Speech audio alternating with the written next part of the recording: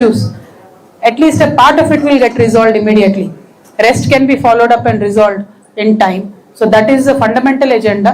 So Telangana Jagruti always had a very strong committees across Telangana earlier. Now we are trying to revitalize our organization. In the process, we will also strengthen our organization while solving the issues of the people. What is the political angle to it? There is no political angle. There is public angle to it. That is what we are doing. So you are people are not going to launch any political party after this completion of this part and all. I am not an astrologer, sir. I don't know what will happen in future. Thank you. March April లో కొత్త party పెట్టబోతున్నారు ఒక ప్రచారం start ముహూర్తం కూడా మీరే fix చేసేసిరా అన్న? అట్లాంటిది ఏం లేదన్న. ప్రజాబాట చాలా అద్భుతంగా ఫినిష్ చేసుకుంటాం. ఏప్రిల్ 13కు ప్రజాబాట ముగుస్తుంది. అంటే ఈ 4 నెలలు కూడా నిన్న మీరు ఆదిలాబాద్ లో డే అంతా మాతో ఉన్నారు. అప్ క్లోజ్ గా ప్రతి సమస్యను ఇంటర్నల్ గా డీప్ గా అర్థం చేసుకోవాలన్నది మేజర్ ఇంటెన్షన్. అట్లా ప్రతి చోటికి వెళ్తున్నాం. ఎన్ని చోటికి వీలైతే అన్ని చోట్లకు వెళ్తున్నాం. ఈ 4 నెలల కాలంలో మా వల్ల ఒక 4 సమస్యలకు పరిష్కారం దొరికినా కూడా మా జన్మ ధన్యమైనట్టు భావిస్తాం. తెలంగాణ జాగృతి సంస్థ బలోపేతం కూడా చేసుకుంటూ వెళ్తాం ప్రాసెస్ లో.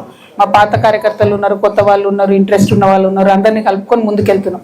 అల్టిమేట్ గా మేము ప్రజలకు ఒక్క చిన్న సమస్య పరిష్కారం చూపగలిగిన మంచిదే అనే ఉద్దేశంతో వెళ్తా ఉన్నాం. ఏమన్నా ఇంట్రెస్టింగ్ ఉంది, ఏం జరుగుతుందో అర్థమైతలేదు. కానీ ఒకటి బాధ కూడా ఏంది అని అంటే, అన్ని పార్టీలలో అందరు పెద్ద నాయకులు ఓన్లీ జూబ్లీహిల్స్నే ఉన్నారు.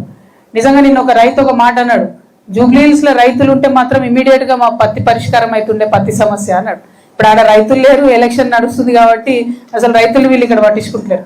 అదే ఏదైనా ఒక రూరల్ నియోజకవర్గంలో ఎలక్షన్ అయితే ఖచ్చితంగా ఇవాళ మొత్తం తడిసిన వడ్లు కొనేటోళ్ళు, తడిసిన మక్కలు కొనేటోళ్ళు, తడిసిన పత్తి కొనేటోళ్ళు.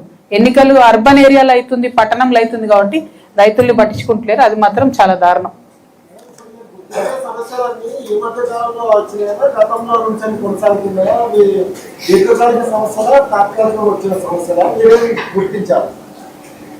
అంటే ఇరిగేషన్ రైతుల సమస్యలు అనేటటువంటి అన్న సీజనల్ గా పంటలు వచ్చినప్పుడల్లా వస్తాయి.